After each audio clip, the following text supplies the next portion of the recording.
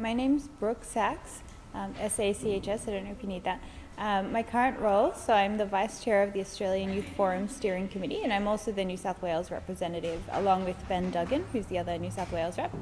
I'm a Youth Ambassador for the Inspire Foundation, a medical student at the University of Sydney, and I'm currently trying to found two organisations. One's called HIAvenir and the other one's Avenir Rural Mentoring. Your work on the Australian Youth Forum Steering Committee, could you just describe what it's like to be involved in the political process?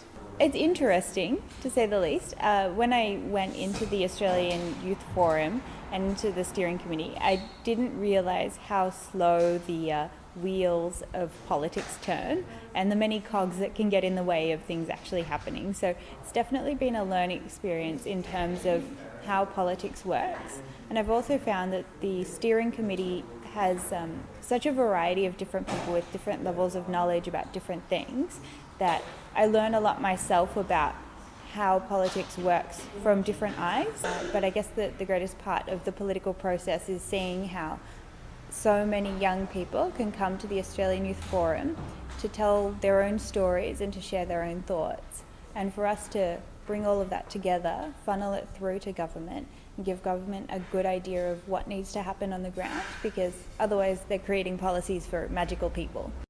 How is pretty much balancing, both your startups plus your role on the steering committee plus, 2 degrees in the university? How does that all, work out? With great difficulty, I think is probably the best answer. So things were much easier to balance in the first 2 years of medicine when I guess you have more spare time. It's pretty cruisy in the first couple of years.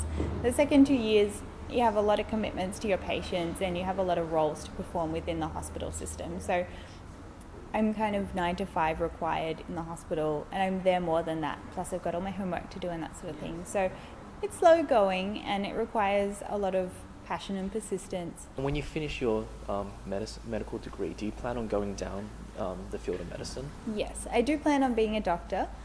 When I was, earlier on in the degree, I wasn't particularly convinced that it was the career pathway for me. But having a medical degree can be quite useful even if you don't go into medicine. So you can go into pharmaceuticals and you can go into development of medical devices and that sort of thing. There are more career pathways than solely being a doctor. And we've seen some quite successful politicians who've gone through medicine. So, the whole world is open to you.